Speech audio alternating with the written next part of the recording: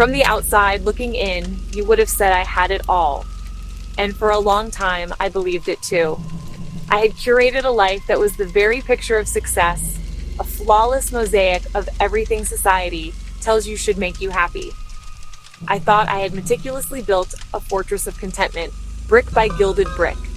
I had a loving husband, David.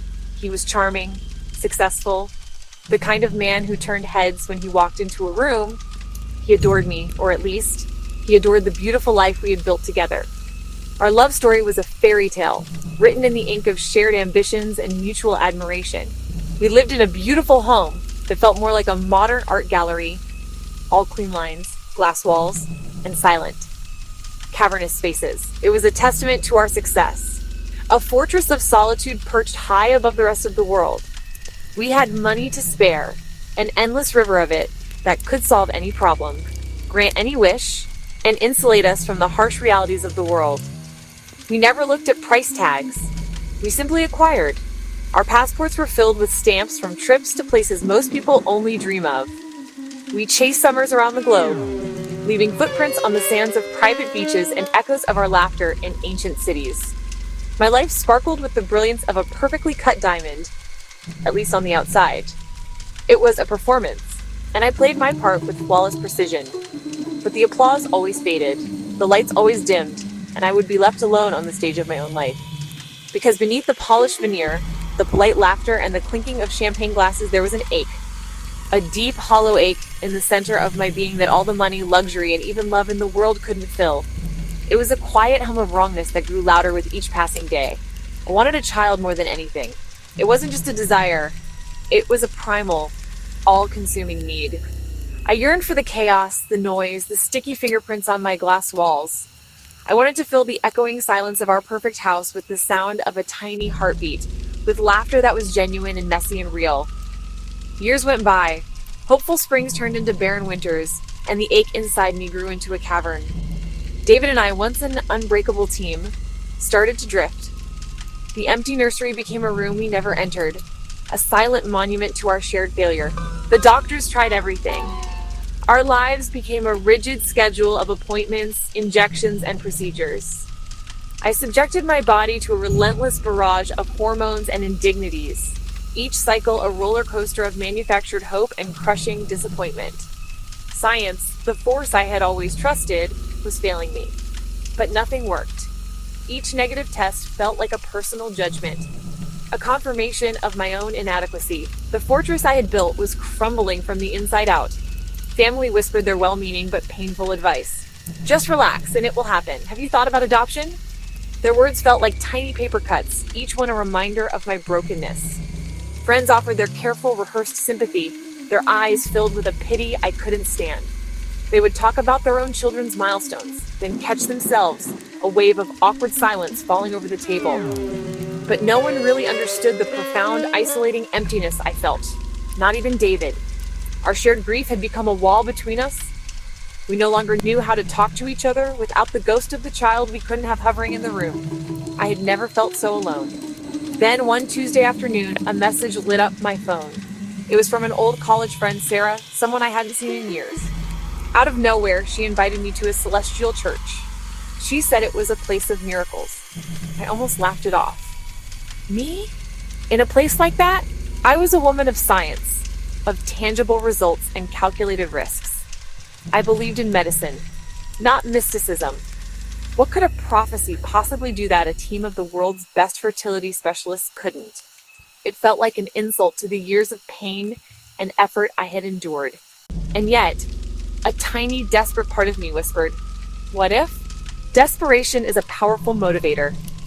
When you've exhausted all logical paths, the illogical starts to seem like a reasonable alternative. My curiosity, fueled by years of unanswered prayers, got the better of me. I went.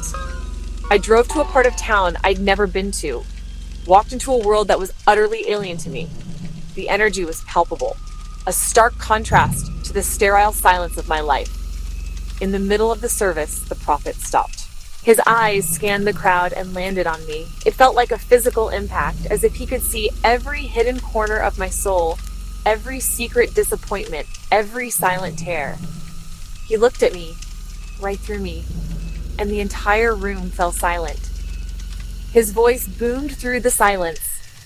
"The reason your womb is closed," he declared, "is because you are not free. You are married to a marine husband in the spirit world. He claims you as his own, and he will never allow you to bear a child for another man. That's why you can't conceive." The words hung in the air, bizarre and terrifying. A marine husband? It was the most insane thing I had ever heard. I wanted to scream. I wanted to stand up and call him a liar, a charlatan preying on the desperate. I felt a hot flush of shame and anger. It sounded utterly, completely ridiculous. A spiritual husband from the sea? It was a fairy tale, a myth. My rational mind rebelled, searching for a logical explanation, but there was none. But the words haunted me. I tried to tell David, hoping he would laugh it off with me, but he just looked at me with concern, as if I were losing my mind. "You can't seriously be considering this," he said, his voice laced with disappointment. The prophecy, absurd as it was, had become another wall between us. Sleepless nights followed. I would lie awake, the prophet's words echoing in the silence. I felt a strange, creeping sensation, as if I were being watched. I started having dreams of water, of being pulled under by an unseen force. I looked in the mirror and no longer recognized the woman staring back. Was it true? Had my entire life been shaped by a spiritual bond I never knew existed? Was I cursed? Or was I going crazy? I didn't know which was worse. The line between my reality and this supposed spiritual world had blurred, and I was lost in the fog. I had a choice. Stay in my beautiful, gilded cage, with a man I loved, but a life that felt like a slow death. Or take a terrifying, illogical leap of faith into the unknown. Against all logic, against every rational thought in my head, I walked away from my perfect marriage. The moment the door of my new, tiny apartment closed behind me, my heart shattered into a million pieces. The silence was no longer just quiet. It was deafening. I felt completely lost. I had sacrificed everything: my husband, my home, my security, my sanity, for a prophecy from a stranger. I felt foolish. I was so angry at the prophet, at myself, at the universe. For 2 months, I drifted through a haze of grief and regret. I got a simple job. I learned to live on a budget. And then one rainy afternoon, I met someone new. His name was Mark. It wasn't dramatic or glamorous. It was simple, real. He was gentle in a way that calmed the storm inside me. There were no grand gestures, just small, consistent acts of thoughtfulness. He was kind. He didn't care about my past or the life I'd left behind. He saw me, the broken, lost woman I was, and he wasn't intimidated or put off. He just listened, and he was patient. He didn't push or demand.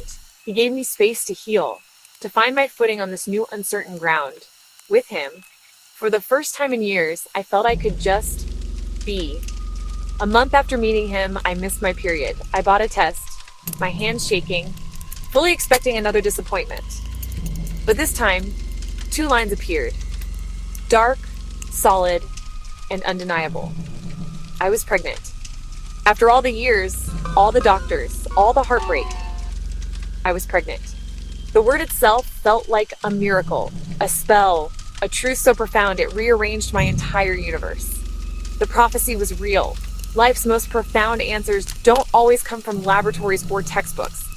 Sometimes they are whispered to us from unexpected places, from realms we've been taught to dismiss as fantasy. I had to let go of everything I thought I wanted to find what my heart truly desired. I had to shatter a perfect life to build a real one. I don't know if it was a curse that was broken or a psychological barrier that was lifted. Maybe in the end, they are the same thing. What I know is that belief in any form is a powerful force. So I ask you, would you have believed the prophecy? Would you have had the courage or the madness to detonate your life based on the words of a stranger? Or would you have stayed in the beautiful, comfortable, and predictable prison of the life you knew? What is the true cost of a miracle? There's no right answer. But I'd love to know what you would have done. Let me know in the comments below. Please share the story. You may be helping somebody who is in a fix as I was. God is still God.